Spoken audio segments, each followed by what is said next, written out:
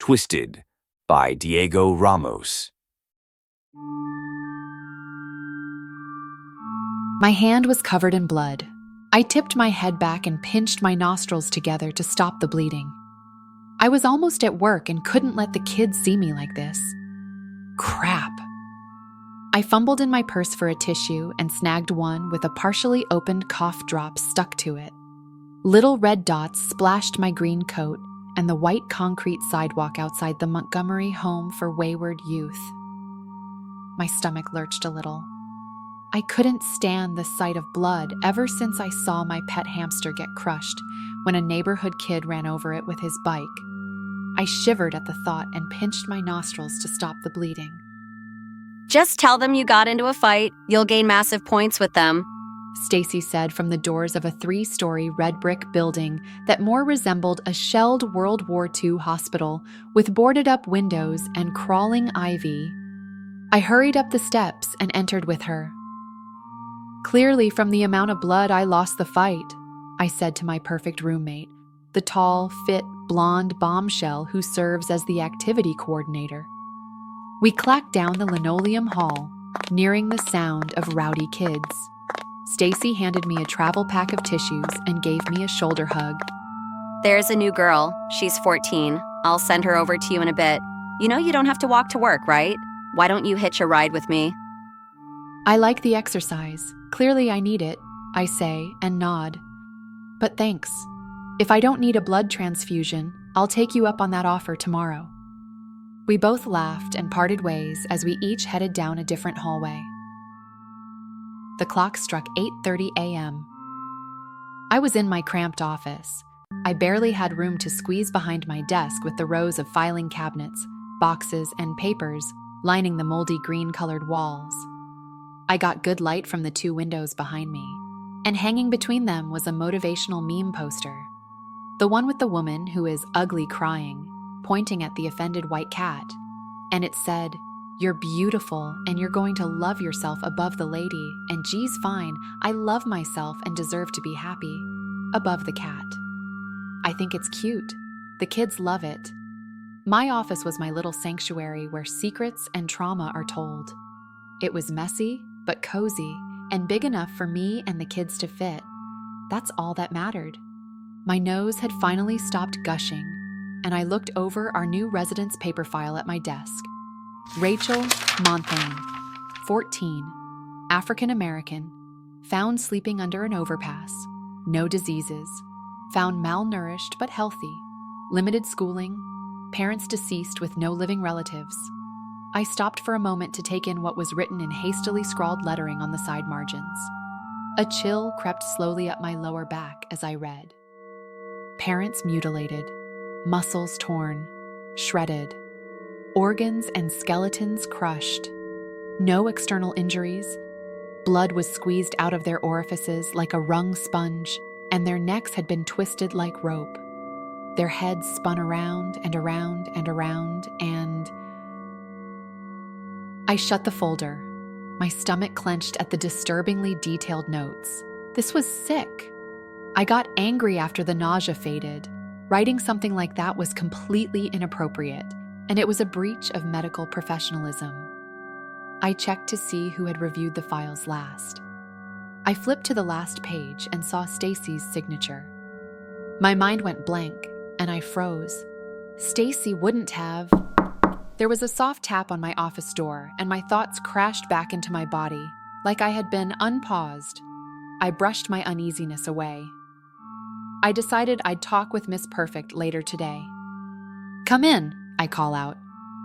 Rachel peeked in and hesitated. "It's all right, I don't bite, I only bark, and only when the other dog barks first." Rachel smiles sheepishly and walks in, taking a seat before me. Her sweater was 2 sizes too large, and her frizzy hair was tied into 2 cute buns. "Hi, I'm Rachel. Are you going to eat those?" She eyed my candy dish full of snack-sized Snickers. "Hi, Rachel. I'm Ms. Green, but my friends call me Emily." "Oh, those? I was saving them for my new friend." "Oh." Rachel's shoulders droop. "Which is you, so go ahead." Rachel perked up and smiled. She grabbed a few and hastily unwrapped and ate them. She was a loud chewer. This was one of the best parts of the job. Showing these kids kindness and seeing their hearts light up little by little. It's why I went into the profession. So Rachel, you're new here. How are you liking it so far? Everyone treating you okay? Rachel peeks up from staring at the empty wrappers in her hands and nods, and then looks back down. She has a faint smile. I continue. That's great, sweetie. We want you to feel welcome here, especially me. It's my job to make sure you feel safe and heard. So if you ever have issues with any other kids, or just need a friend to talk to, I'll always be here if you need me, okay? Rachel looks at me and nods, bashful now. She will fit right in. Emily, can I ask you a question? Sure. Fire away, I reply. Have you ever seen someone die? She crinkles and plays with the candy wrappers. I'm taken aback by the question. But I wasn't entirely surprised. After children encounter death, they sometimes become fascinated by it. They develop a morbid curiosity in order to understand and conquer the fear of the past event. I have. I was with my mother as she passed. It's a natural part of life, no matter the way it happens. Rachel's crinkling pauses. Does it hurt? I take a breath. This is getting heavy, fast. It can, honey. Did you want to talk about what happened with your parents? Rachel then did something that chilled me to the bone. She smiled. Big, wide, and full. The hair on the back of my neck stood up, and I leaned back in my chair. I couldn't look away, as if I were hypnotized by her large almond eyes. They were having fun. They kept spinning like they had bugs in their clothes. It was funny. They liked dying. I want to have fun when I die, like them. She dumped the candy wrappers on my desk and sighed contently, like she'd just had a nice cold glass of lemonade or something. I liked talking with you. Can I go now? Yeah, go on. But we're going to continue this conversation later, okay? I say, a small lump in my throat. She gets up and goes to the door. She waves and closes the door behind her. My shock recedes and I get a grip on myself. I check my pulse. It's elevated. What the fuck is wrong with this day? And Rachel, poor girl. She's going to be a lot of work. I suddenly feel exhausted and look at the clock. Barely 10 minutes went by. I stand up to stretch and get ready for my next appointment when I see the wrappers Rachel had left on my desk.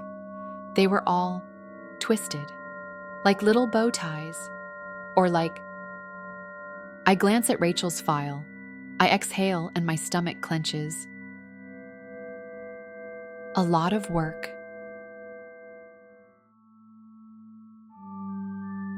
I hadn't seen Stacy all day. The sun was nearly on the horizon, and the harsh orange sunset stung my eyes whenever I passed a window. I could hear kids chatting and yelling on the upper floors while I descended the creaking staircase. How this building is still standing is beyond me. I hear hurried footsteps at the bottom and see a quick flash of blonde hair before I step into the light of a window and the sun blinds me again. "Stacy!" I call out, squinting at the glare from the sunset and covering my eyes. The footsteps get quicker. She wasn't walking, she was running. I curse and hurry down the last steps and catch Stacy's hair and jacket fluttering out the double doors and quickly turning the corner onto the sidewalk out of sight. I exit the school, fumble for my phone, and call her. I look down the sidewalk and road. She's gone. The line rings but goes to voicemail.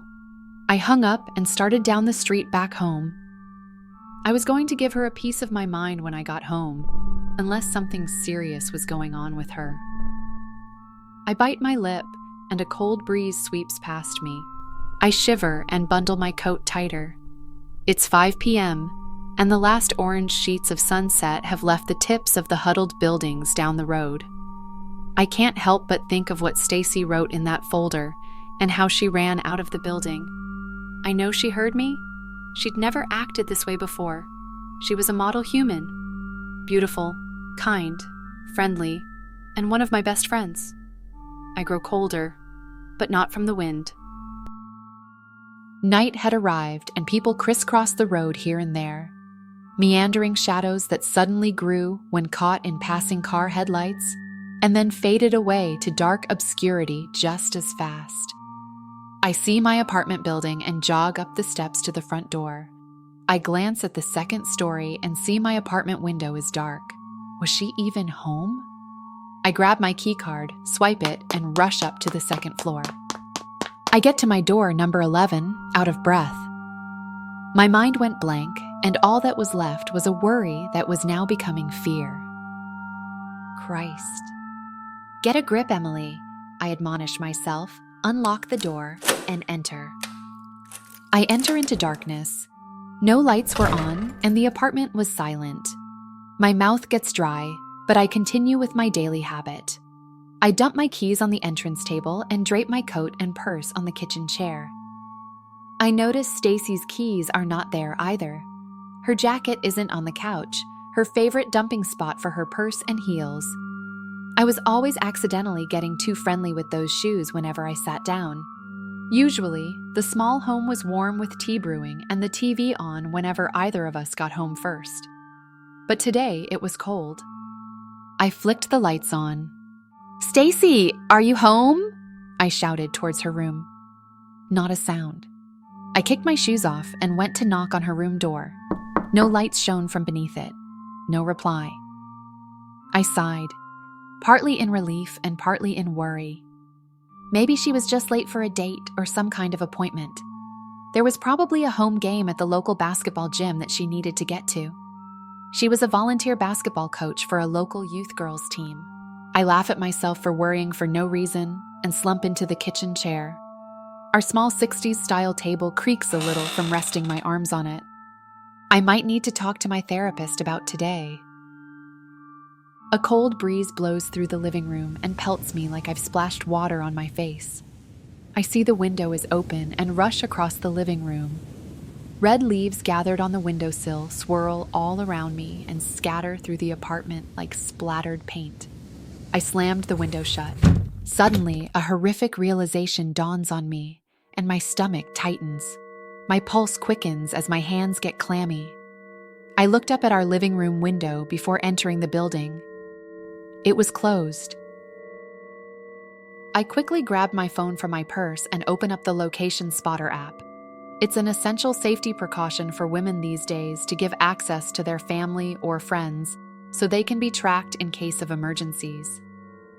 I thumb down the brief list of names and click Stacy's profile, her smiling face looking back at me. The GPS map screen pops up and the little tracker marker blinks to show me her location. My mouth goes dry and I slowly turn to look down the dark hallway connected to the living room. The marker shows she's in the apartment. "Stacy, are you he?" Suddenly, a long, piercing, tortured scream stabs the apartment's silence. The blood drains from my face and my heart races. It was coming from Stacy's room. "Stacy!" I shouted and ran to her room, only to be stopped by the locked door. Her screams intensify and she wails from behind the door. She barely breathes before stabbing the air again and again with her terror and pain. I bang on the door and wrench at the doorknob, hoping my desperation will somehow unlock it. "Stacy, open the door! It's locked! Open the door!" I cry. Tears are now falling down my cheeks. I try to break open the door by slamming into it with my shoulder and yelp from the pain. I hear a loud thump and then repeated banging on the floor as if she was tossing and turning. I cry and shake the doorknob harder, but my strength was failing.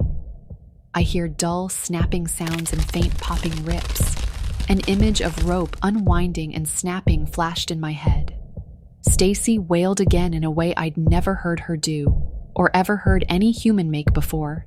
It chilled my blood, making every hair on the back of my neck and arms stand on end.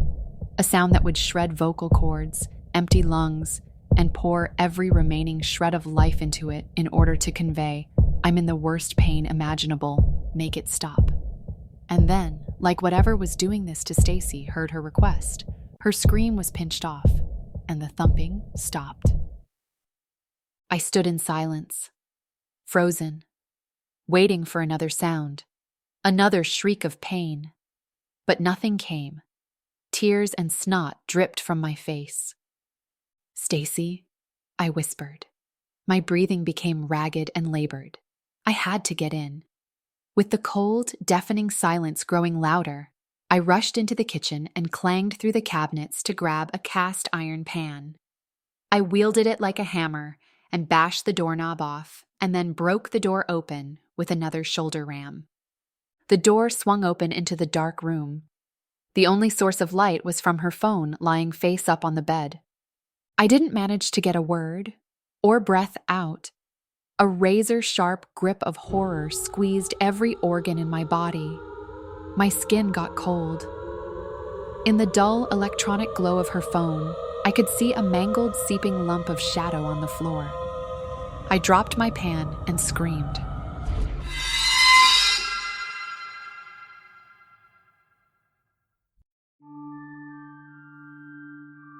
The red and blue lights reminded me of Christmas for some reason. Stacy had always thought that was weird. And I always thought it was weird she liked to mix eggnog and punch. We agreed we were both weird and laughed about it.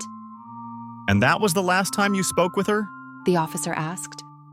I nodded, numb. The officer scribbled something on his little notepad. From the kitchen, I heard the squeaky rolling of a gurney.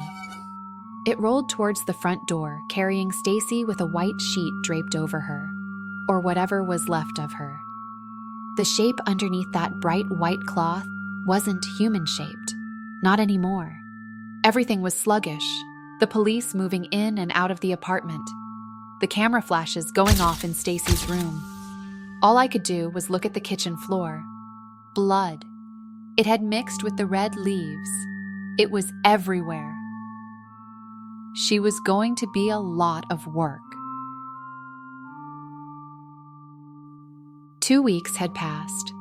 The funeral was large, and the church was filled with her family, friends, acquaintances, the children, of course, and even the mayor. Stacy was an active member of the community and the loveliest human you could meet. She attended all the city functions and rubbed elbows with whoever she needed to in order to get funding for her nonprofits. It's partially how the youth center where I work got off the ground. She made the world a better place. Her funeral was so well attended, you'd think she was a celebrity. But her death was unspeakable, unfathomable. I couldn't wrap my mind around what I had seen that night. And every time I tried, my heart would clench and I'd want to throw up. I blocked it out and shoved the horror deep into a distant place in my soul. I sat on the couch with a hot cup of tea, looking out at the early morning dawn. Tomorrow was my first day back at the center. I had stopped crying after the first week, and I'd stopped feeling like I was about to vomit a few days ago, so I was totally fine. It didn't matter, really. Bills had to be paid regardless of my mental state. The cleanup crew had done a decent job of scrubbing the apartment down. Like death had never knocked on my apartment door. There was one thing, though. It was a gnawing thought that kept eating my insides bit by bit, like a centipede chewing through my stomach. If I was going to move on and live a life without her, I had to satisfy my unease. I had to get some kind of closure for what happened that night. The police had no explanation. I had to try to find one, for her family, for me. I went to her door. The knob was missing and crime scene tape still dangled listlessly on the frame. I took a deep breath and entered. The darkness was stark compared to the morning light in the hallway, and the odor of bleach enveloped me. I winced and turned the light on. I feel a lump in my throat forming, but I swallow it as I walk through Stacy's room. It was tidy and studious. A bed with a white duvet and rose-pink pillows occupied the middle of the room. Sheer curtains covered a window on the far side, just above a desk that was pillared with bookshelves on each side. Books and trophies filled them. There are pictures of her basketball team, youth center kids, and her family. I smiled and grabbed one of me and her, clinging to each other and beaming in front of the Storia Hotel on our trip to Spain. I wiped away a tear and kept searching. Her family hadn't taken anything yet. It was too painful to enter the place she died, most likely. They were paying her half of the rent, which I appreciated, despite my protests. I sniffed and checked her night tables. The drawers had journals, moisturizers, and sleeping masks. I checked the journals. I felt awkward reading them. I silently told her I was sorry and skimmed through them. They were private musings about her days, notes about the dreams she had, or midnight brainstorms for new philanthropic ventures. Damn it. Another tear. I was about to close the journal when the last page flashed at me. I stopped and turned to it. That same feeling I had on the night I found her crept back into my heart. Scrawled on it was a poorly drawn stick figure with a tortured round face and black pits for eyes. Its body was a tangled clump of squiggles. I ran my fingers over it.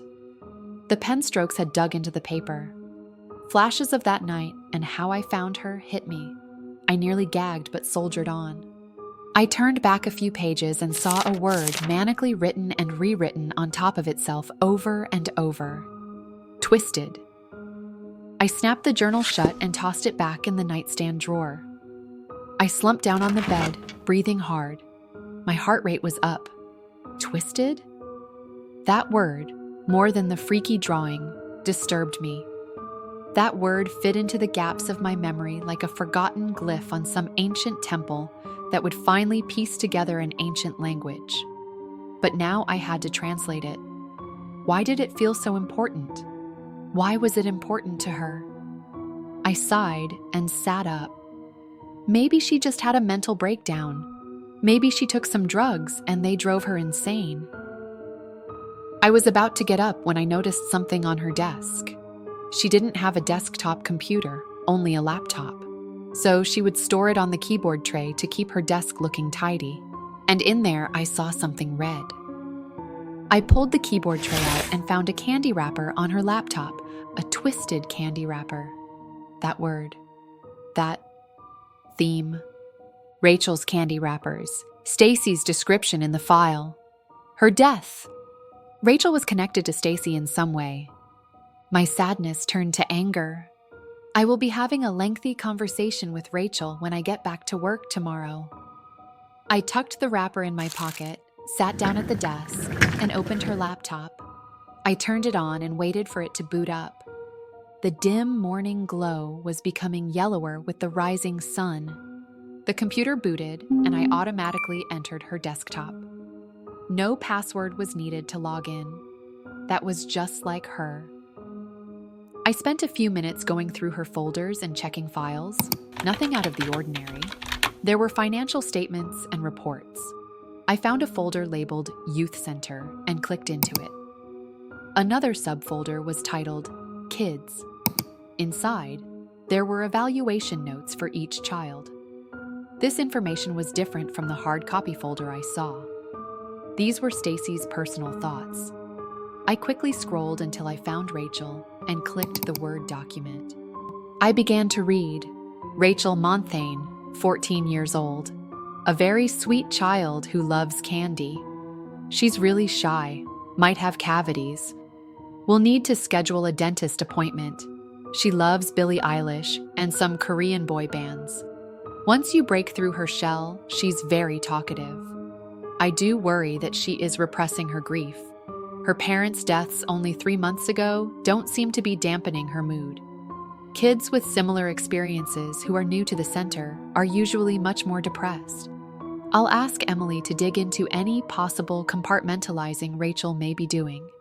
She did tell me about a website she likes to visit. She said she can talk to her parents there. Delusions? Possible schizophrenia? We'll look into the website. Twisted dot parts. There it was again. That damn word. I sucked in a sharp breath and opened the browser, but I didn't type the address yet. I wanted to check Stacy's history to see if she had visited it. There it was, logged as having been visited the day before her death. My hands were shaking from the adrenaline. I typed the website in and hit enter. The entire computer screen went black. I sat motionless, holding my breath. Had the computer died? The screen then went a dark shade of red, and two big, bright yellow eyes peeled open and looked at me. Their black irises were nothing but swirling black pits. My head began to itch with the cold perspiration of growing anxiety. Between the eyes, a bedroom door appeared. Its handle dangled, broken. I gulped and clicked to enter. The scene moved me forward as the door creaked open. The environment turned into a 3D hallway, all bathed in an eerie red light. Nothing happened until I clicked down the hallway to move forward. The scene walked down the narrow path. I felt my stomach tighten. The walls were covered in dark red stains. Creaking floorboards groaned as I moved. All along the hall were doors to the left and right. Muffled sounds, barely audible through the laptop speakers, came from behind them. Rachel told Stacy about this website. What the hell? I was starting to feel sick. A heavy buzzing grew louder in my head, like pressure at the start of a headache. But I had to see this through. I clicked on the first door. The scene whirled to the door, and it slowly opened. Inside was a pixelized polygon kitchen, the kind of graphics I remember seeing on my Nintendo 64 with Mario 64, or PlayStation with Tomb Raider, angular and pointed with no round surfaces. The kitchen had white countertops, and in the center, a black man and woman stood with their backs to me. They were angular and geometric, but that didn't stop the horror I felt. They slowly turned, their faces glitching between screaming and crying, like a broken computer program, and they kept turning and turning and turning. Their torsos twisted into a tight coil until their waists burst and the white kitchen was covered with a fine red mist. I couldn't catch my breath. I couldn't think. I wanted to shut the laptop and run to my room and lock the door, but I couldn't move. I couldn't take my hand off the mouse. My breath quickens even more, and I feel myself panic. I click out of the room and the view backs out and closes the door. I groan and try to pull my eyes off the screen. I can't. It's like I'm paralyzed. I try screaming, but no sound comes out of my throat. In my periphery, I notice the bright morning sun dim along with the lights in the room until there's nothing but darkness besides the red glow of the laptop. I try to get my breathing under control. This isn't real. I'm just having a waking nightmare. Sleep paralysis is a real phenomenon. That's all this was. It was early in the morning, and I must have somehow dozed off suddenly. But I could still move my hand and click. On the screen, a distant door further down the crimson hall swung open. "Help me!" a labored, delicate voice called. I recognized it right away. It couldn't be.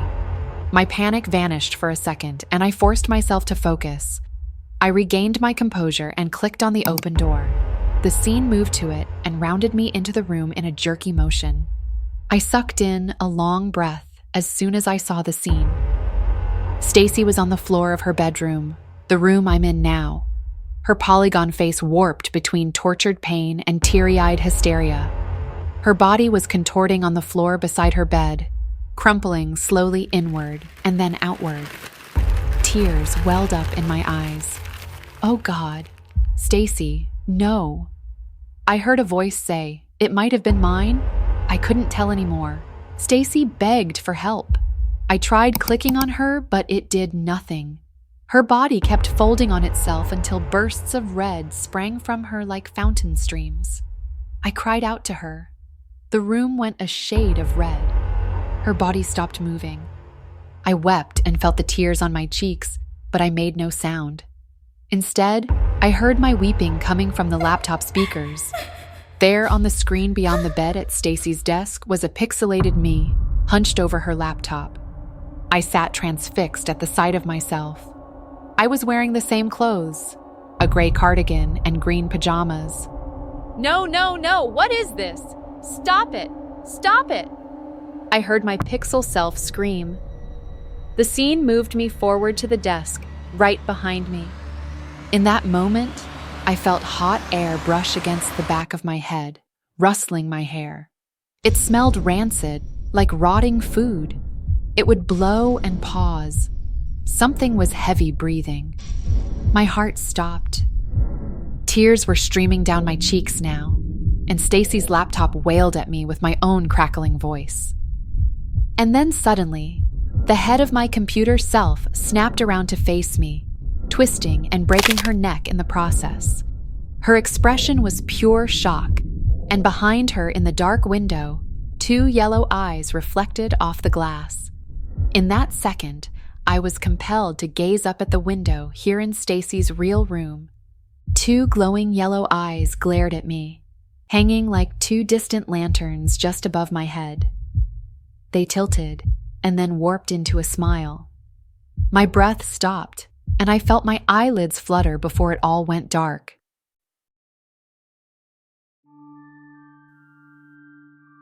A scream woke me up. I flinched back in my chair and gawked around, trying to peel my eyelids open and focus through my groggy vision. Miss Green, are you ready to see me? Jeremy, a freckled boy with curly hair, called from my office door. What? How could I be at work? I could tell it was the middle of the day from the sun shining through the window behind me. My cluttered office was just as it had always been. I was anxious, nauseated by the flood of memories now pouring into my brain about that website. Was it all a dream? A very vivid, horrible dream? Miss Green? Jeremy asked again, puzzled. I swallowed the memories and snapped back to focus on my little patient. Yes, Jeremy, come in. I paused when I noticed the twisted candy wrappers on my desk. Rachel's candy wrappers. So, Bobby is taking my snacks, and I want him to stop. Jeremy started, sitting down in the chair before me. I nodded and listened, taking my mind off the fear and dread inside me. At least for now, I wanted all the problems I had to be only as big as Jeremy's. I made it through the workday without incident. I managed to get through all the concerned looks, shoulder touches, and condolences. For the day, it was a memorial service, and I was the grieving widow. Although everyone loved Stacy, just seeing me would make the other faculty well up, which would make me get glassy-eyed. It was exhausting. The day was turning to night, so I packed my purse up but paused. I still needed to talk to Rachel. I loathed the idea. It made my stomach knot up, but I needed to understand why she told Stacy about that website. A shiver ran down my back. I rubbed my neck. It was progressively getting more sore throughout the day. I'm sure it was due to unbelievably bad sleep quality last night. I grabbed my cell phone and called Donna, the headmistress. She lived on site to take care of the kids, along with a support staff. She would know where Rachel was bunking. Kids get moved around a lot due to new arrivals. The phone clicked and Donna answered. Hi, Donna. It's Emily. Yes, it's good to hear your voice too. Thank you. It was a hard time. No, I'm as good I can be. Not really, but thank you. I actually called because I wanted to know which room Rachel was in. I needed to ask her. What? My heart froze. Please, Donna, I don't have the energy for teasing. I had a session with her before that night. Donna, this isn't funny. I was starting to feel dizzy and my heart was racing. I'm telling you she was here. I have her file. Stacy made notes in it. Can you please check? No, I'm not saying you're a... Can you please just... Thank you. Yes, Rachel Monthane. I heard the clacking of keyboard keys on the other line. Nothing. Nothing. How far back? A year. This can't... How is this? Yes. Okay, I will. I'm sorry. My mind must still be shaken. Thank you. Take care. I hung up and bore a hole into the top of my desk with my eyes. My heart was racing. This wasn't me. Have I lost my mind? Was Rachel a dream too? But Stacy wasn't. The candy wrappers were still there, little laughing, dangerous relics that taunted my sanity. My neck ached more. I snatched them up and threw them in the trash. I went to the nearest file cabinet and flung open a drawer. Her file would have the proof. There it was. Rachel. I flipped through its pages like I was a half-starved animal. The pages were all blank. My neck throbbed and my brain felt like a stop sign picked up by a tornado. Flickering red and spinning and flashing. Stop, stop, stop. I could feel the warmth of the last bit of sun leaving my back through the window. My body felt heavy, weak. My fingers couldn't hold the folder, and I let it fall to the floor. I needed help. I grabbed my purse and left, the entire world a molasses blur. I hugged my coat tighter. It was dark now, and a chilled wind blew through the streets. The amber glow of the streetlights lit the road and buildings like a dungeon corridor lined with torches. The moon was full, and it cast the gaps the streetlights couldn't reach in a soft blue. Other huddled people breezed by me on the sidewalk. I winced whenever someone passed. For some reason, my neck tightened. I felt an overwhelming impulse to turn to face them whenever someone was nearby. I couldn't explain it. It was like I couldn't resist my head's desire to turn to face them, like its movement was out of my control. But I just added it to the growing pile of insanity I was going through today. Maybe I was insane. That thought made tears sting my eyes. I wiped them away. Suddenly, my purse rang. I grabbed my phone. It was Mom. My heart felt relieved for a second. Like I'd just been embraced by a warm hug. I could use my mom right now. I sniffed and answered. "Hey, Mom, I'm glad you called. I need some help," I said. I heard you were looking for me. A young girl's voice answered back. I stopped in my tracks, and my breath caught in my throat. My heart clenched, and something colder than the wind bit the back of my neck. It was Rachel. I could barely find the strength to speak. My throat was closing. "How did you get my number? Where's my mom?" I stammered. I heard a groan from the other end of the line. It was dark and deep. Not a little girl. Those are boring questions. I don't know where your mom is. Wherever you last left her, I guess. The girl was back and sounded annoyed. I don't care about her. I care about you. You're my new friend. I hardly get any new friends, so let's have lots of fun, okay? She said. That low, heavy breathing came back. I could almost feel the hot breath sting my ear through the phone. A spark of fight flickered inside me after she finished talking. Even if this was all in my head, I had a chance to get information. "Who are you, and why are you screwing with me?" I yelled. People walking by glanced at me, concerned. My neck shot with pain. I had to resist the irresistible desire to look in their direction. I clenched my teeth at the effort. Better question. I heard clapping. I'm just a bored, twisted little girl. And you're my sweet piece of candy. A wonderful flavor. So much desperation. Rachel's squeaky voice morphed low and growled. "I'm enjoying unwrapping you." The voice echoed in my skull like feedback from a mic too close to an amp. I hung up and clutched my head, panting as the echo turned into a rumble. The street lamps dimmed and the darkness crept in. The icy blue took over. People still walked by, noticing my panicked, hunched form. Stop, stop, stop. And then the lights flashed off, and the street was encased in cold blue. I grunted. My head felt like it was going to split in two, but then through my squinted eyes, I saw a wall of shadow sweeping towards me. swallowing up the buildings and street, blocking the moonlight as if a giant plane were passing overhead. I looked up at the moon. The pain in my head vanished, and I felt my face contort in horror. Terror ran through me. All the cars, footsteps, honks, and city life sounds went mute. The moon was no longer a glowing celestial body, but an eye with pulsing red veins and eyelids titanically closing in a slowed blink. Its pupil was fiery and spun with red and black flames. I knew I was screaming. I could feel the vibration in my throat. In that moment, its eyelids touched, and the walls of darkness silently clapped close, right down my middle. The world turned pitch black, but as soon as the darkness enveloped me, it drifted away. But now, instead of blue light, red light glowed from the opening eye. The world turned red like that hallway on the website. People started gathering around me. They were dark and empty. I couldn't see their faces. I could only see pinpoint yellow holes for eyes staring back at me.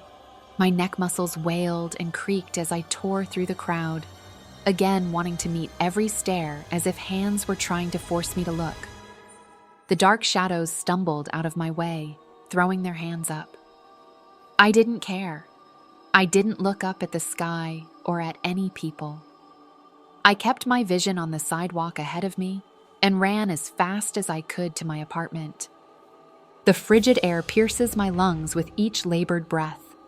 The car headlights cast the red light out momentarily with each pass, returning things to normal.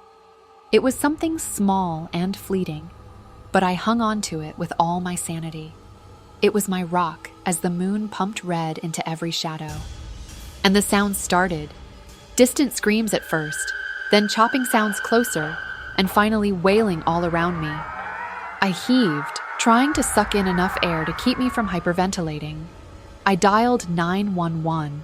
I couldn't manage this anymore. To my shock and relief, a normal, calm lady answered. I couldn't hear my voice, but I felt my mouth making the right shapes, and the call taker understood me. Okay, Emily. We're getting units out to you. Find a place to sit and focus on. I dropped the phone and slumped down on an apartment building stoop. Was it mine? I couldn't tell anymore. The pain of the tortured wailing was shredding my eardrums. I clutched my ears to soften the torment. They were warm and slick from something. The red bleeding eye in the sky became blurry, just as red and blue lights screeched to a halt before me. Oh, thank God. Christmas was here.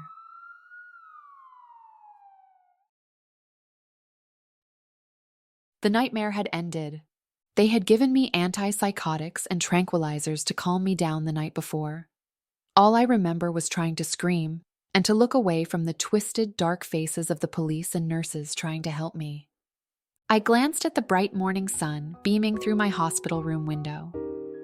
I could see the blue sky and tips of green trees. Color. I never would have imagined I'd be grateful to have my color spectrum back. But realizing how grateful I was for something so simple only made me remember what was happening to me. Dread and hopelessness flooded my mind. I shifted in my bed and adjusted the hospital gown I was wearing. I held my wrist up and looked at my hospital wristband. It had my name, blood type, and age. My human form boiled down to a few lines of data, but behind that data was horror. A horror that kept following me. I was in hell. Somehow, my mind was broken.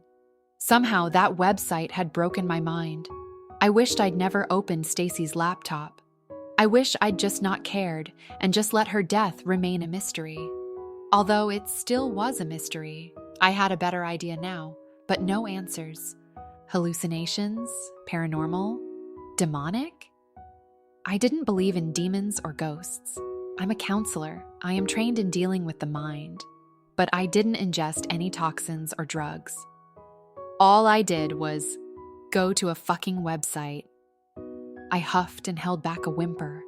I stared at the white-tiled ceiling and relished in the silence for a moment. to let that urge to sob drift back down from my throat into my chest. Is my life over? Am I broken forever? I whispered to myself. I thought about calling Mom, but I couldn't bring myself to do it. This would ruin her day, her life. I didn't want to do that to her. I wanted her to have a normal life for as long as possible. In that moment, I wished she had a different daughter, one who wouldn't do this to her. I sighed and a few tears fell. But I wouldn't go down crying. That flame of anger and resilience I had on the phone the night before flared up. I wouldn't let this freakish shit take me out. I was going to fix myself. I'd conquer this hellscape and become normal again. I swore it. I felt better after my pep talk. I heard birds chirping outside and a normal nurse muttering from outside the door. I was perfectly normal right now. This was the world I was going to fight to stay in. I was going to beat this. I was going to figure this out. This was the start of my comeback story. I had a small smile on my face. The door opened and the nurse walked in. Hello, Emily. How are you feeling this morning? She asked. My grin fell away as my head snapped to meet her. The nurse, an average woman of average height, brown hair, and hazel eyes, started morphing into something horrific. Her skin turned black like she was being charred from a blowtorch, and she started growing in size but thinning in frame. Bony and anorexic with sharp white bones tugging and ripping out of her joints like her skin wasn't big enough to cover her anymore. I began to tremble at the hellish sight and scrunched up my bed, trying to shrink away. And then her eyes, nose and mouth, slowly moved to the center of her face, her skin ripping and sucking itself to a fine point until blood, muscle and skull crumbled gruesomely inward into a dark, swirling pit, like a black hole with its maw threatening to suck all light into its endless depth. A low drumming hum welled up from the floor. The nurse's lanky, charcoal body craned over the bed, and her sharp, long fingers reached out to grab me. I tried to hold on to my sanity, but my terror shrunk every thought into one word. Run! I screamed and leapt out of bed and ran out of the room. The demon's howl followed. I sprinted down the hallway, my medical gown flowing behind me like a poorly fitted gala dress. I hoped to see normal people in the halls. But no, only demonic creatures slinked out of rooms or hobbled from around hallway corners. I tried shutting my eyes, but my head, once again beyond my control, snapped to each gaze as I passed. It took all my strength and will to wrench my head away from their eyes. My neck was screaming at the involuntary movement. I zoomed past another creature that clawed at me, barely missing me. My tears welled up. I had to get somewhere isolated. I had to be alone. Just as I ripped my gaze from another creature, I saw the exit sign for the stairs. I beelined for it and burst into the stairwell. Empty. Blessed solitude. I flew down a couple of flights and stopped to catch my breath. I hadn't noticed the ice-cold floor burning my feet, or the chill that now crept up my naked backside. I couldn't live like this. And my head, why did it keep snapping to meet each pair of eyes I encountered? I could barely control it now. I rubbed my neck with my hands. I decided that I was possessed. I need a church. Every horror movie used a priest to exorcise a demon. I had to try it. Above me, a door slammed open, and footsteps started rushing down. Snarls and growls grew louder. The scared rabbit in me awoke, and I continued my sprint down the stairs. My feet slapped hard on the first level landing, and I blew through the exit door to the outside.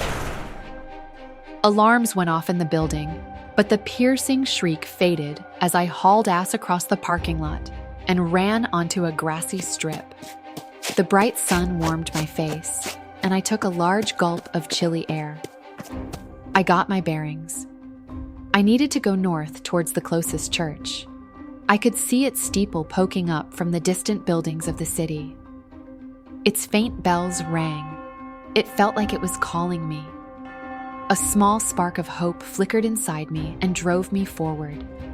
I ran at full speed out of the grass and onto the sidewalk and slashed across the streets to make a direct path to the church. Cars honked, and the few creatures that littered the sidewalks roared and screamed at me. I winced in pain as I resisted looking at them. The bells were getting closer, but so was the sound of heavy, haggard, wet breathing. I glanced over my shoulder and only saw the faint trace of something large and black turning the corner after me, chasing me. I could feel the fear clawing at my nerves, making my hair stand on end.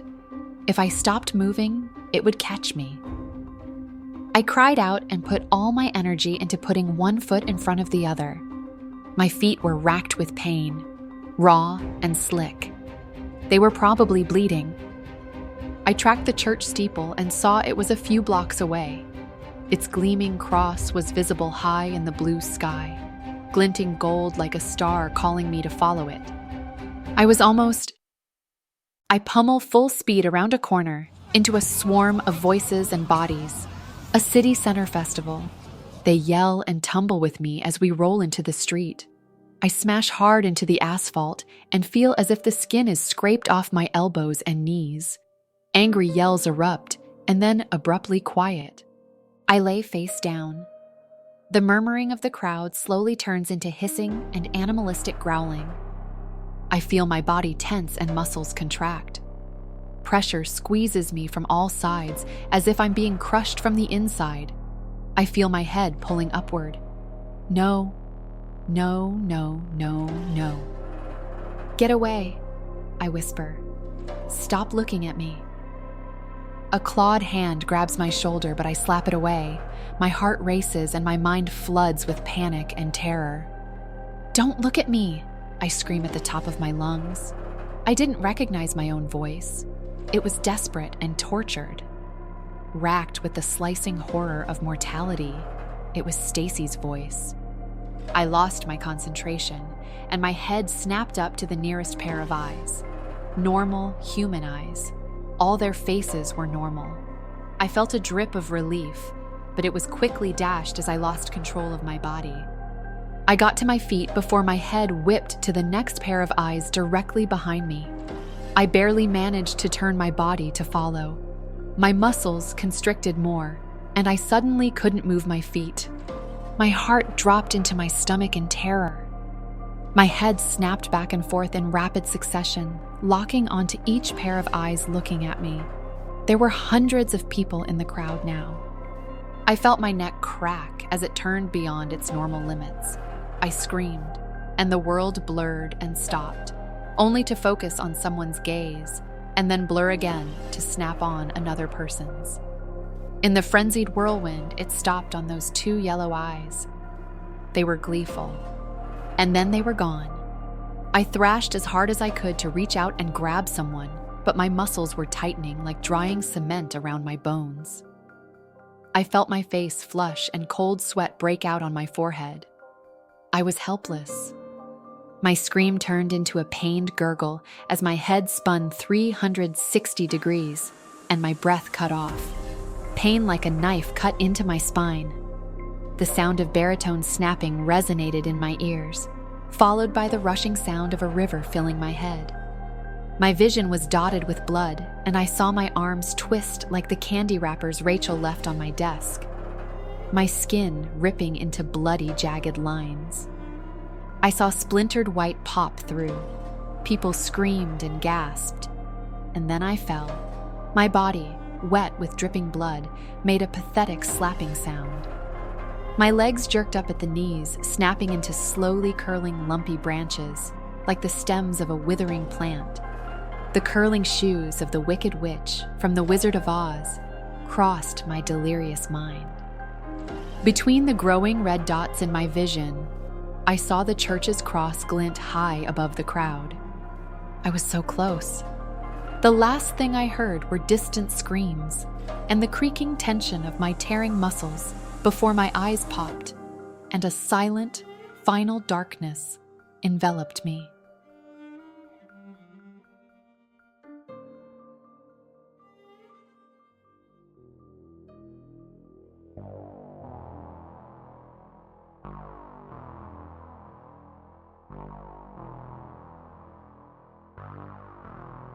Detective Dunn swung the morgue doors open and wiggled his unkempt mustache in reaction to the musty chemical smell.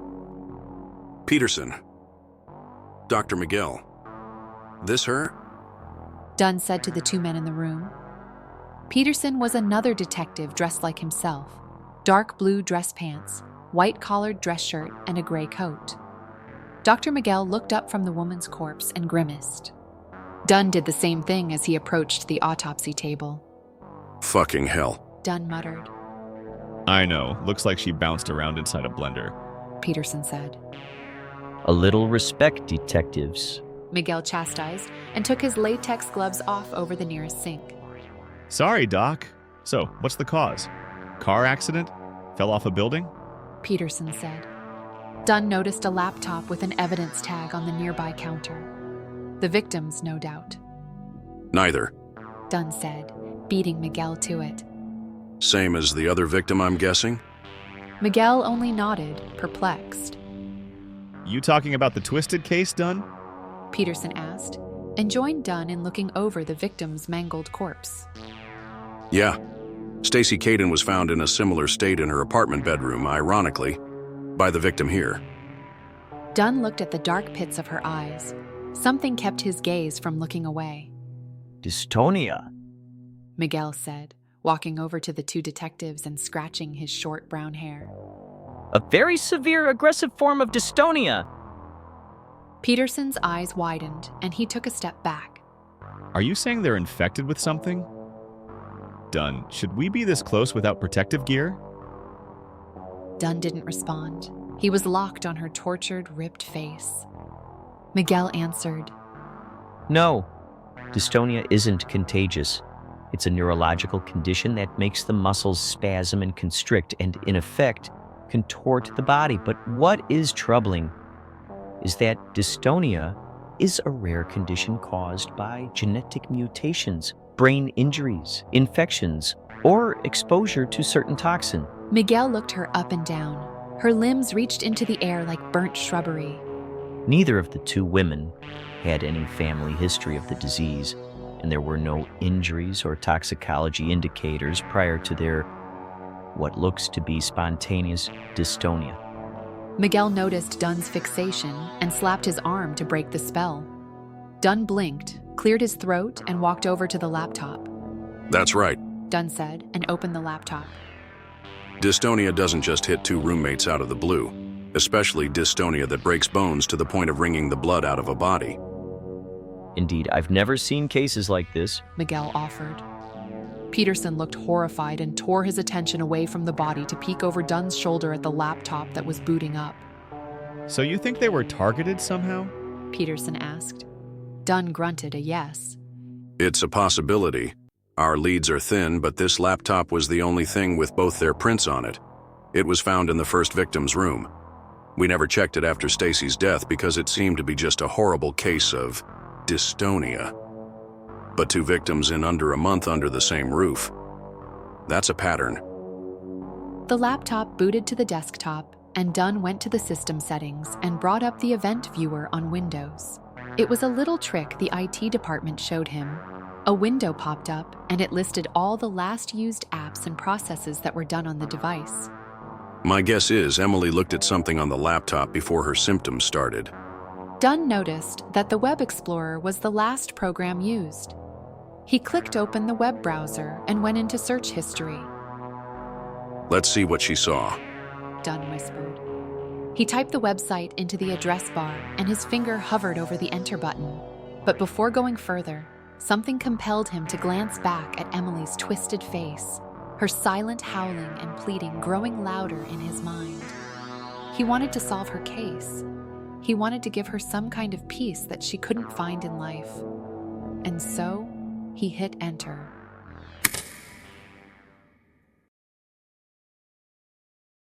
Epilogue. The Red Room was filled with people shoulder to shoulder, and I was in the center of it. The floor was concrete and cold on my feet. Every day was terror and tears. Pain. Excruciating, nauseating pain. The people would stare blankly, smothering me with their eyes, and my head would connect with each one and spin like a top. my skin rending and my world dizzying until I fell, and the rest of me crumpled into unbearable shapes.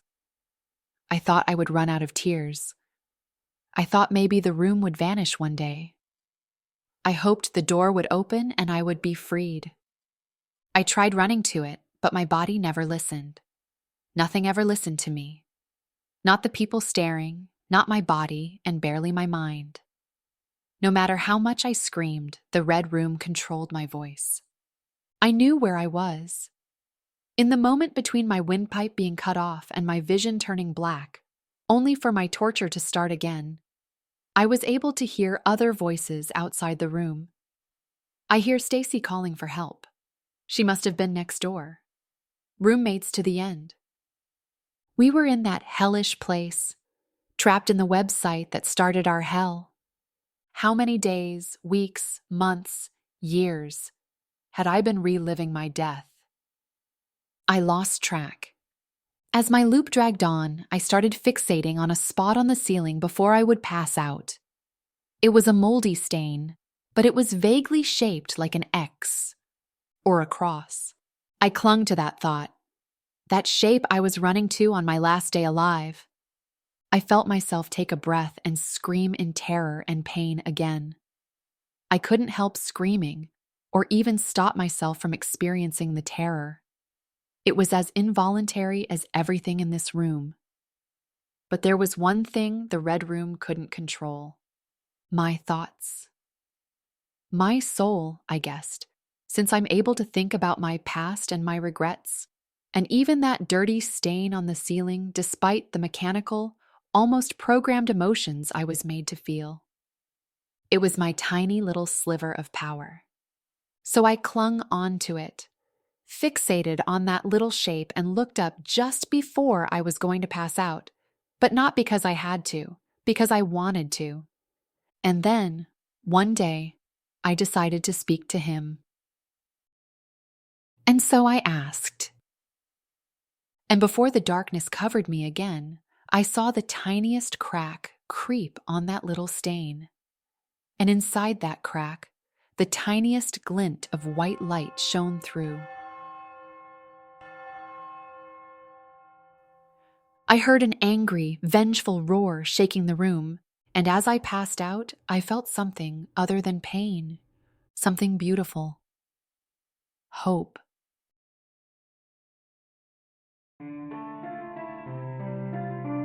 Thank you for listening to my short story.